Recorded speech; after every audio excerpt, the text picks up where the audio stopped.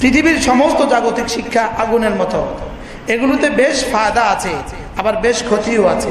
আর কোরআন আর হাদিসের শিক্ষা হলো নূর, আলোর মতো, জীবনে কখনো কোনো ক্ষতি নেই। কি বলেন? এই লাইট, এই বাল্বে আমরা এখন কি পাচ্ছি? আলো। কি পাচ্ছি বলেন? আলো। আলো না হলে দেখতাম একজন একজনকে। তাহলে এই আলো দিয়ে আপনার চেহারা আমি দেখি, আমার চেহারা আপনি দেখেন, আর ইলম দিয়ে মানুষ রবকে দেখে।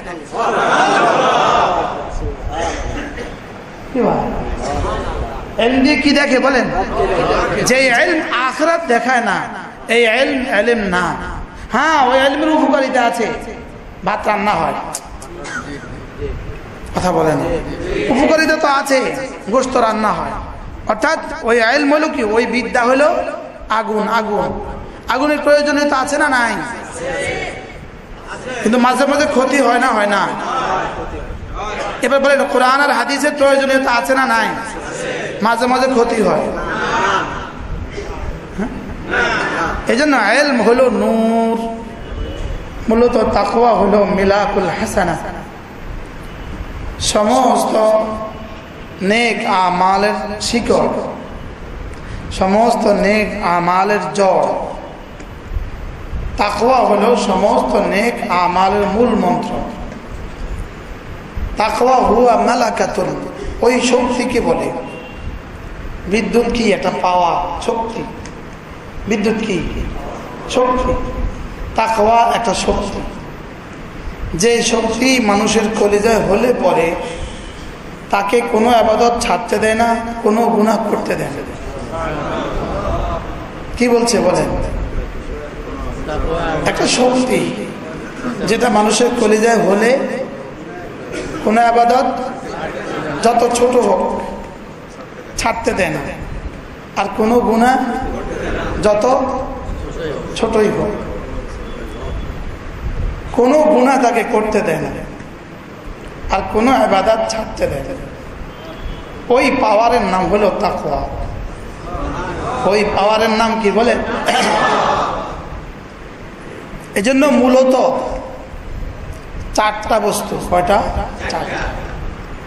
এক নাম্বার হলো ইলম, আইন লাম মিম, ইলম। এক নাম্বার কি? ইলম। দুই নাম্বার হলো ঈমান, তিন নাম্বার হলো আমল, চার নাম্বার হলো তাকওয়া। আর এই চারটার সমন্বয় হলো গোটা কোরআনে কারীম। এই চারটাই হলো রাসূলের পুরো নবুয়তের জীবন। এই চারটা, এটারই শাখা প্রশাখা হাজারো লাখো আছে। মূল নাম এই চারটা। যেমন ধরেন, একজন রিক্সা চালায়, রিক্সা চালাবার আগে সে শিখে সে এবার বিশ্বাস করে রিক্সা দিয়ে আমার রিজিক আসবে। এবার সে রিক্সা চালায়, এবার সে কি করে? রিক্সা চালায়। এবার সে ক্ষতি থেকে বাঁচে, অভাব থেকে বাঁচে। সিএনজি চালানেওয়ালা আগে শিখে, এরপরে সে বিশ্বাস করে, এরপরে সে চালায়, এরপরে সে ক্ষতি থেকে বাঁচে। বলেন কোন কোন ফ্যাক্টরিওয়ালা এর বিপরীত? বলেন, হুজুর আগে শিখছে, এরপরে বিশ্বাস করছে, এরপরে মানছে, এরপরে বাঁচছে। তাহলে বলেন, জেনে বিশ্বাস করে মেনে বর্জনীয়গুলো ছেড়ে দেওয়া, এই চারটা হলো জীবনের খোলাসা। খোলাসা মানে সারমর্ম, জীবনের মূল কথা, জীবনের প্রথম কথা জানা। জীবনের প্রথম কথা জানা। বলেন কি কি জানা? এক নাম্বার আল্লাহ তাআলার জাত জানা। জাত মানে সত্তা, আল্লাহ তাআলার জাত সম্পর্কে জানা। দুই নাম্বার আল্লাহ তাআলার সিফাত, আল্লাহ তাআলার গুণগুলো জানা। তিন নাম্বার আল্লাহ তাআলা কি কি বলেছেন সেগুলো জানা। চার নাম্বার আল্লাহ তাআলা কি কি নিষেধ করেছেন সেগুলো জানা। তাহলে জীবনের 1 নাম্বার কাজ জানা, বলেন জীবনের 1 নাম্বার কাজ কি? এটাকে বলে ইলম। ইলমের সূচনা হয় আলিফ, এটা দিয়ে ইলমের সূচনা, আলিফ বলেন, এটা দিয়ে ইলমের সূচনা। কারণ আল্লাহ লিখতে আলিফ, আল্লাহ লিখতে কি আলিফ, এই জন্য ইলমের সূচনা কি দিয়ে বলে? আলিফ দিয়ে। তাইলে ইলমের শুরু হবে 6 বছর বয়সে আলিফ দিয়ে, আর ইলমের শেষ হবে জীবনের শেষ নিঃশ্বাসে। সুবহানাল্লাহ। ইলমের আর শেষ নাই, বলেন ইলমের আর কি নাই? আমলের কিন্তু শেষ আছে, কিন্তু ইলমের শেষ নাই। জীবনের শেষ আছে কিন্তু ইলমের শেষ নাই, বলেন জীবনের শেষ আছে, ইলমের কি নাই? ইলম হলো লাইট।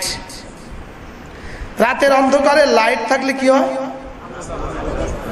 আপনি রাস্তা দেখেন, আর রাস্তায় সাপ বিচ্ছু থাকলে বেঁচে থাকেন, গর্ত থেকে বেঁচে থাকেন। রাস্তায় দামি কিছু পড়ে থাকলে দেখেন, রাস্তায় ক্ষতিকর কিছু থাকলে বেঁচে থাকেন। ইলম হলে কি হয়? আপনি জান্নাতের যা যা লাগে সব দেখেন, আর জাহান্নামে যা যা নিয়ে যায় সব থেকে বেঁচে থাকেন। এই জন্য ইলম হলো লাইট, বলেন ইলম কি? নূর। আল ইলমু নূর, ইলম হলো আলো।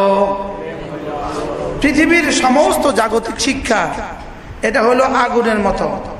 আগুন, আগুনে কিছু উপকারিতা আছে, কিছু অপকারিতা আছে। কিছু কি আছে? আগুন উপকারিতা আছে না নাই? আগুন না থাকলে ভাত রান্না করবেন কিভাবে? মুরগি খাবেন কিভাবে? আগুন না থাকলে এই বাড়ি অচল না সচল। তাহলে পৃথিবীর সমস্ত জাগতিক শিক্ষা আগুনের মতো, লেকিন শরীরে লাগায় দেন জ্বলে পুড়ে ছাই, ঘরে লাগায় দিচ্ছেন জীবনের সব শেষ। তাহলে আগুনে জীবনের সব শেষ করে দিতে পারে, আবার মুরগিও রান্না করতে পারে। পৃথিবীর সমস্ত জাগতিক শিক্ষা আগুনের মতো, এগুলোতে বেশ ফায়দা আছে, আবার বেশ ক্ষতিও আছে। আর কোরআন আর হাদিসের শিক্ষা হলো নূর, আলোর মতো, জীবনে কখনো কোনো ক্ষতি নেই। কি বলেন? এই লাইট, এই বাল্বে আমরা এখন কি পাচ্ছি? আলো। কি পাচ্ছি বলেন? আলো। আলো না হলে দেখতাম একজন একজনকে। তাহলে এই আলো দিয়ে আপনার চেহারা আমি দেখি, আমার চেহারা আপনি দেখেন, আর ইলম দিয়ে মানুষ রবকে দেখে।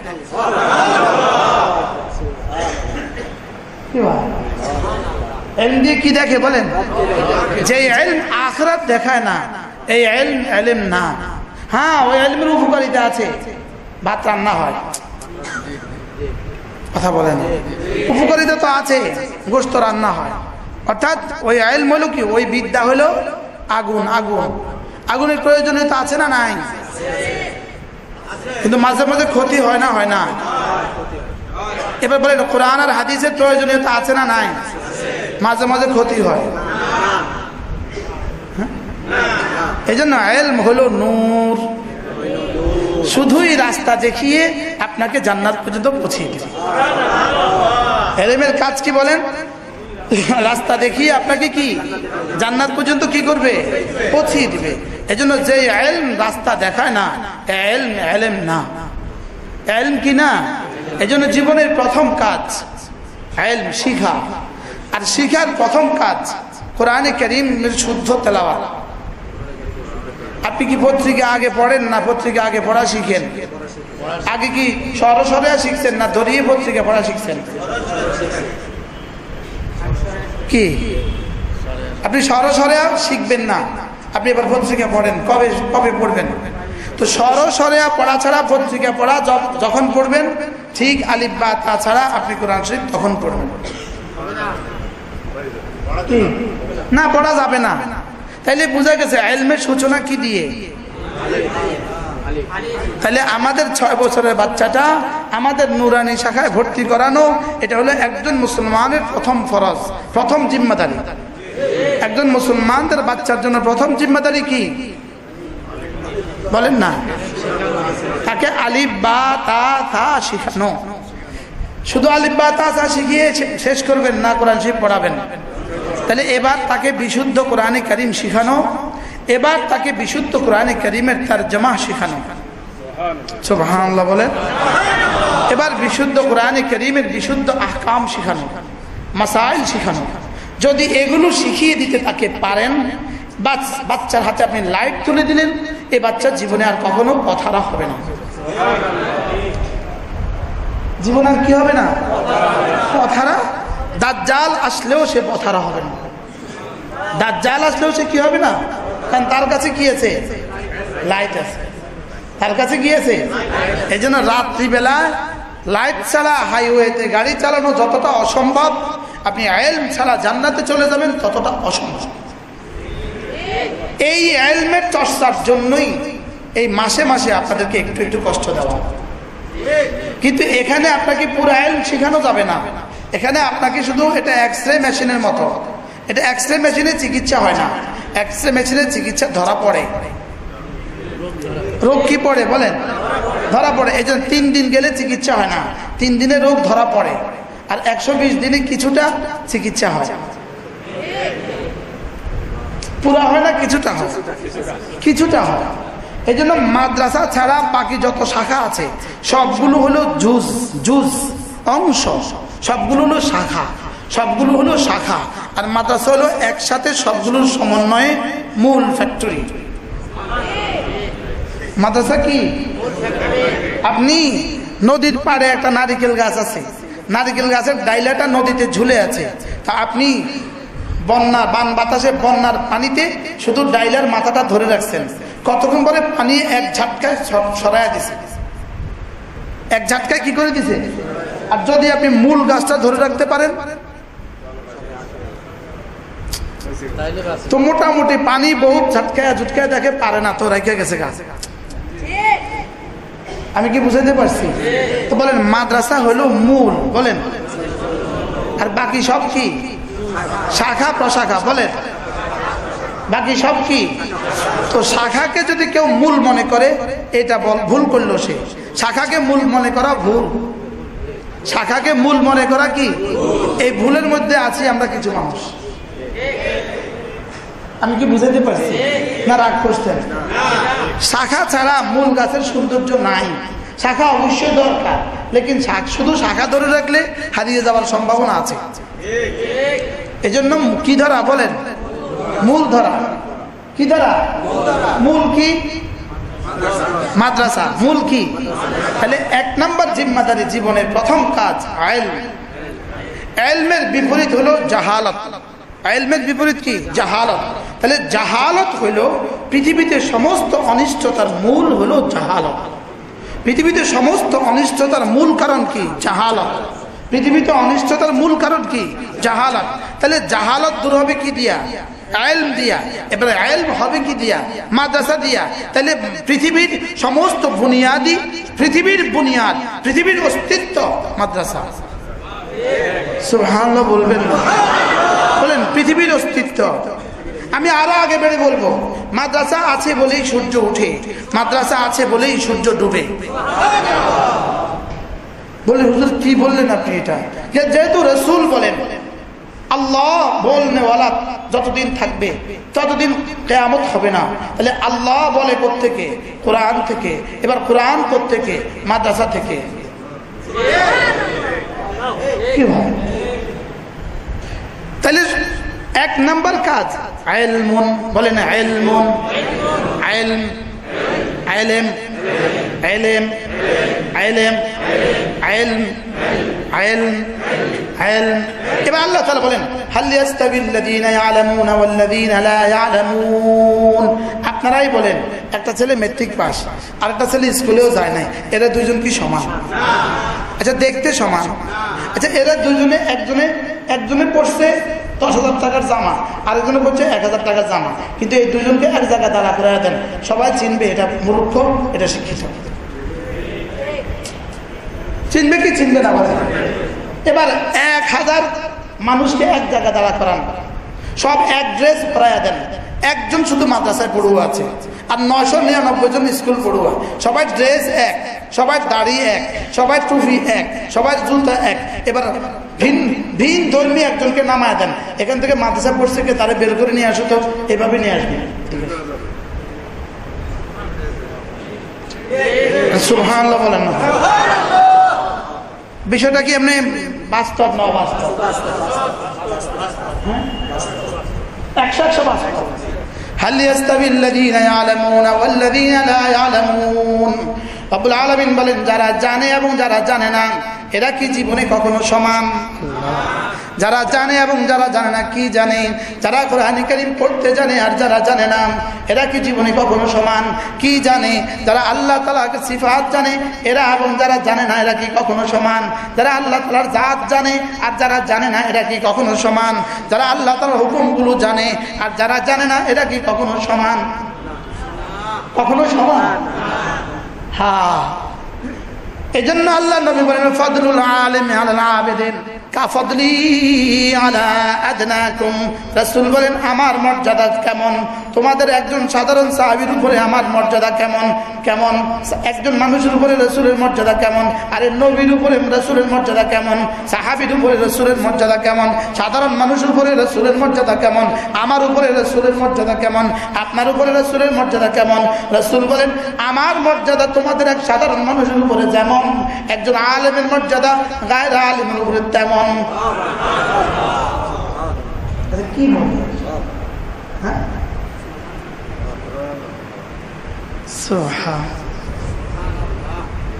هل يستوي الذين يعلمون والذين لا يعلمون؟ কি ভাই এরপরে কি والذين اوتوا العلم درجات اوتوا العلم درجات يرفع الله الذين آمنوا منكم والذين اوتوا العلم درجات।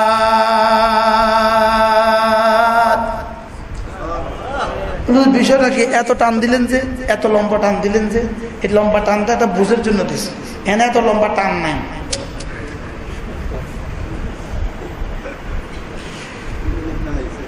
আল্লাহ তাআলা বলেন ওয়াল্লাযীনা উতুল ইলমা, আমি না সারা পৃথিবী থেকে মুমিনদের দাম বাড়িয়ে দিয়েছি।